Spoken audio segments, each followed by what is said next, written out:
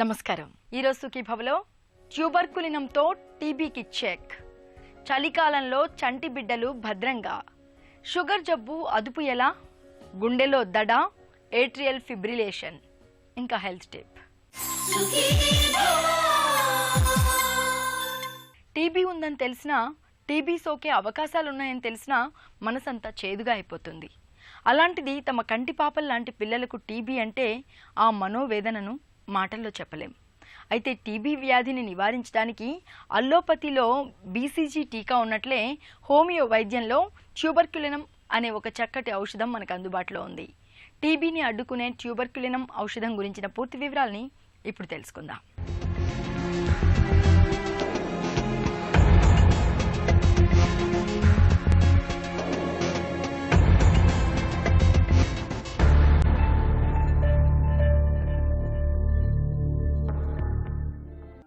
TB, దీన్నే మనం క్షయవ్యాధి అని కూడా పిలుస్తాం.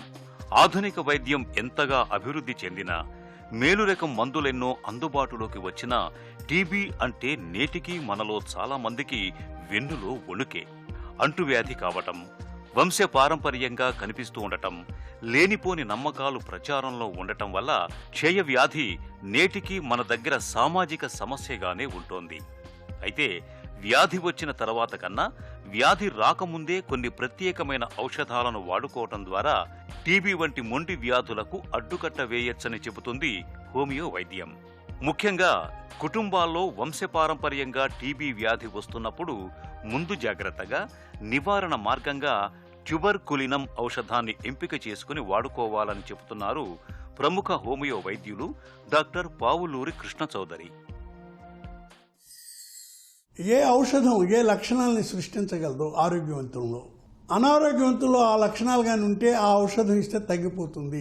దీన్ని లా ఆఫ్ సిమిలర్స్ అన్నాడు. శరీర తత్వాన్ని పరిశీలన చేసి ఆ తత్వానికి అనుగుణమైనటువంటి ఔషధాలను ఇవ్వాలి, ఇస్తేనే వ్యాధులు తగ్గుతాయి. దీన్ని మయాజం అని పేరు పెట్టాడు హ్యానిమన్. ఈ ఔషధాలని వాడబోయే ముందు మానవులపై మాత్రమే ప్రయోగాలు చేసి ఔషధ ధర్మాన్ని నిర్ధారించి ఔషధాలను వాడుకోవాలి అని చెప్పినవాడు మొదటగా హ్యానిమన్. దీన్నే ప్రూవింగ్స్ అని పేరు పెట్టాడు.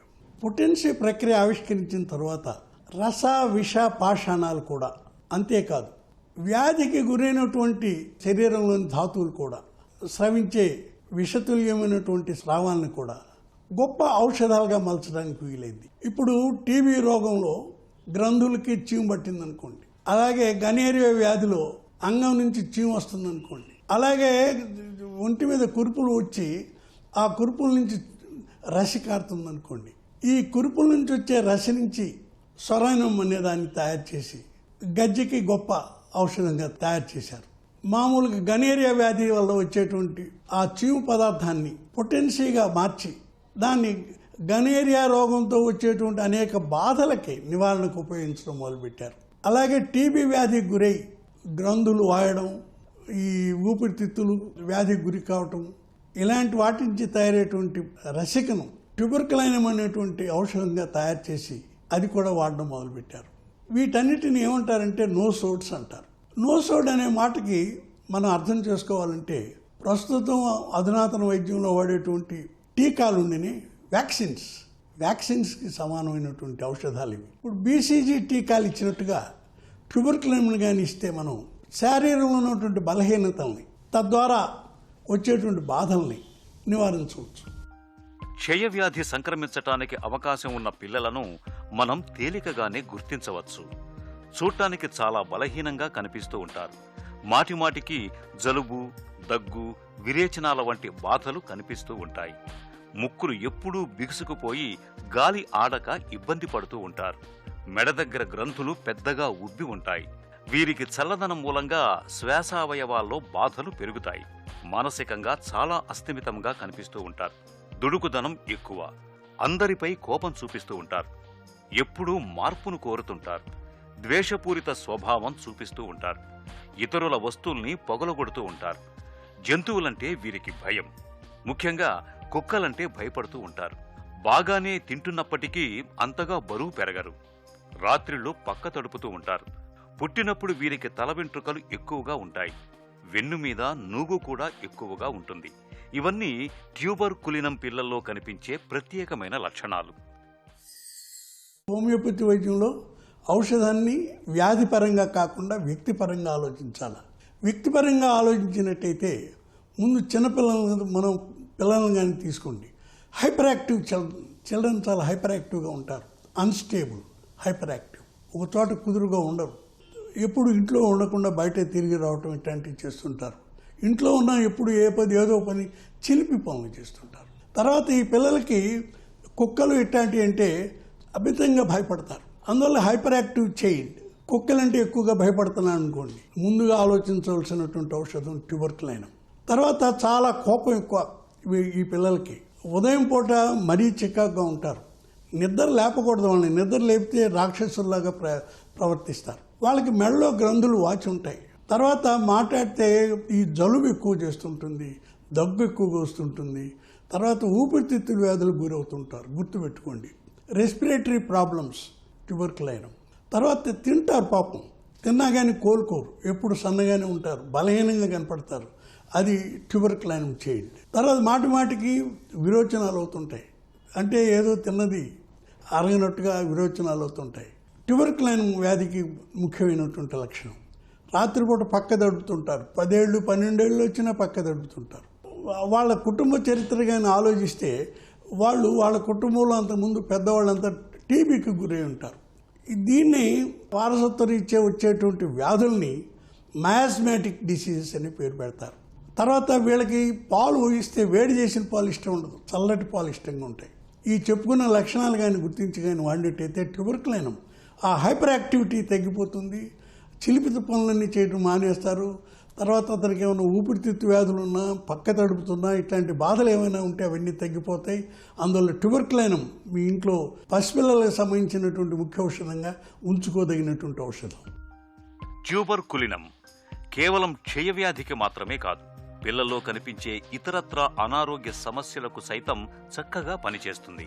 చీటికి మాటికి జలుబు, దగ్గు బాధిస్తున్నప్పుడు, తరచూ జ్వరాలు సోకుతున్నప్పుడు, అస్తమానం చెవిలో చీము కారుతున్నప్పుడు ట్యూబర్కులినం ఔషధాన్ని వాడితే మంచి ఫలితం ఉంటుంది. అలాగే అతి చురుకుదనం, చపల చిత్తం, కోపం, మందబుద్ధి, మొండితనం వంటి ప్రవర్తనా లోపాలకు కూడా ట్యూబర్కులినంను ఎంపిక చేసి వాడుకోవాలని చెబుతారు నిపుణులు. ట్యూబర్కులినం ఔషధాన్ని 30 పొటెన్సీలో వారానికి ఒకరోజు ఉదయం 6, సాయంత్రం 6 మాత్రల చొప్పున వాడితే మంచి ఫలితం ఉంటుంది.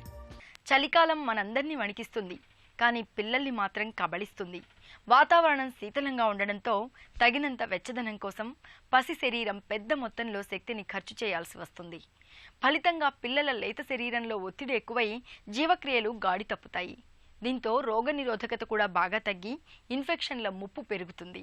ఈ నేపథ్యంలో చలి సీజన్ ముగిసే వరకు చంటి బిడ్డల్ని, పసిపిల్లల్ని కాపాడుకునేందుకు ఏం చేయాలో, వారి సంరక్షణ కోసం ఎలాంటి జాగ్రత్తలు తీసుకోవాలో ఇప్పుడు తెలుసుకుందాం.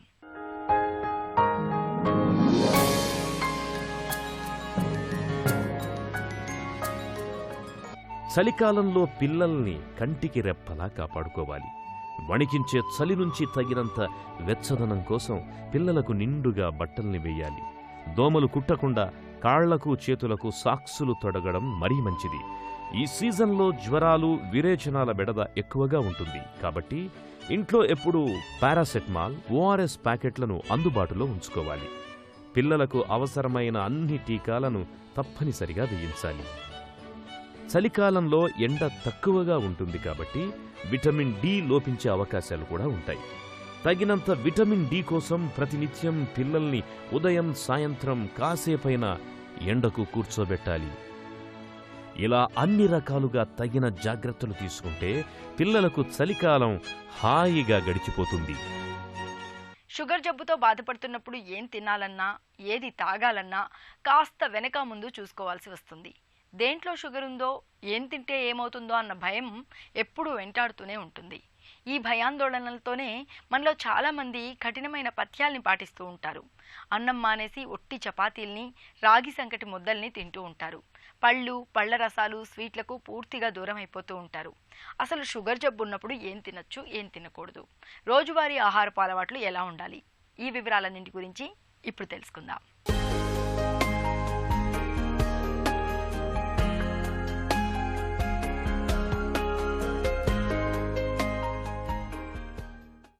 మధుమేహాన్ని అదుపులో ఉంచుకునేందుకు అన్నాన్ని మానాల్సిన పని లేదు. బియ్యాన్ని పాలిష్ పట్టించకుండా వండుకుని తినొచ్చు, లేదా పాత బియ్యాన్ని వండుకోవడం మంచిదే. పాత బియ్యంతో పాటు పాత గోధుమలు, రాగులు, సజ్జలు, జొన్నలు వంటి ధాన్యాలను తరచుగా తీసుకోవాలి. కాయగూరలను, ఆకుకూరలను ఎక్కువగా తినాలి. ఆహారంలో పీచు పదార్థాలు తప్పకుండా ఉండేట్టుగా చూసుకోవాలి. నిర్ణీత సమయాల్లో భోజనం చెయ్యాలి. విందులు, ఉపవాసాలు పనికిరావు. తియ్యని పిండి పదార్థాలు, వేపుడు వంటకాల్ని బాగా తగ్గించాలి. పాలు, పాలతో చేసిన వంటకాలు, ధాన్యం అంటే సజ్జలు, బార్లీ, కొర్రలు, జొన్నలు, మొక్కజొన్న, మరమరాలు, గోధుమలు, సేమియా వంటి వాటిని తరచుగా తీసుకోవచ్చు. నిమ్మ, దానిమ్మ, ఉసిరి, ద్రాక్ష, జామ, బొప్పాయి, యాపిల్ వంటి పండ్లు మధుమేహాన్ని చక్కగా అదుపులో ఉంచుతాయి. వీటిని తరచూ తీసుకోవాలి. వేగంగా పరిగెత్తినప్పుడు, తీవ్రమైన భావోద్వేగాలకు లోనైనప్పుడు గుండె వేగంగా కొట్టుకోవడం మనకు అనుభవమే.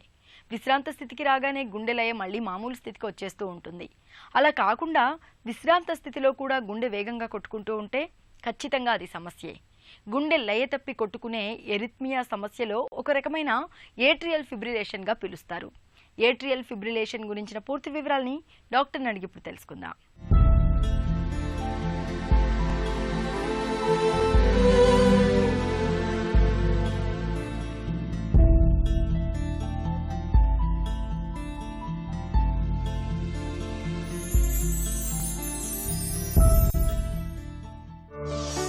ఏట్రియల్ ఫిబ్రిలేషన్ అంటే ఏంటి?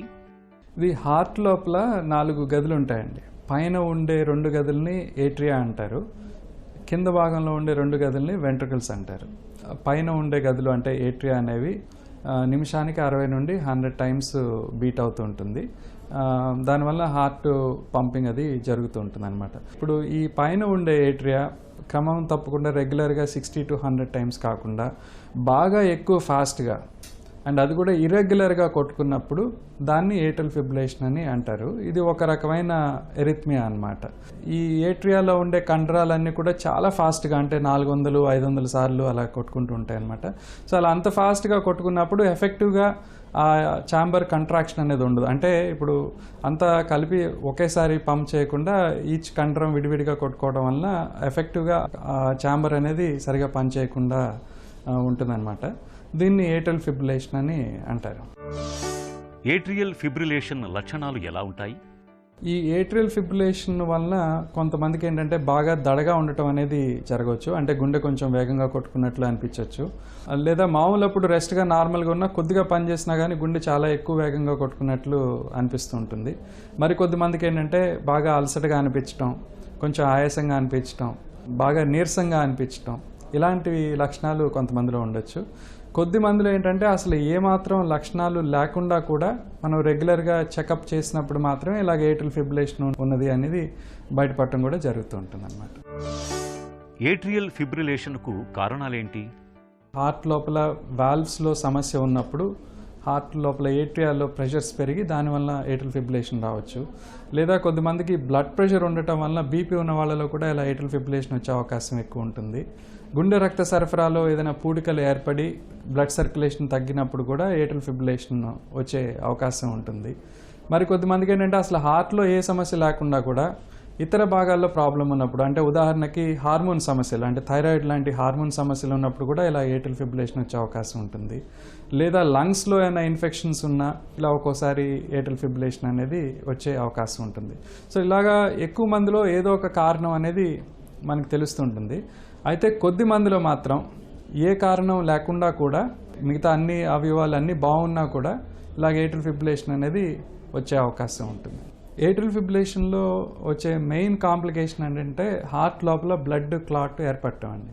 ఇప్పుడు ఏట్రియల్ ఫిబ్రిలేషన్ ఉన్నప్పుడు ఆ ఏట్రియా అనేవి అంటే పైన ఉన్న ఛాంబర్స్ అనేవి సరిగ్గా కాంట్రాక్ట్ అవ్వవు.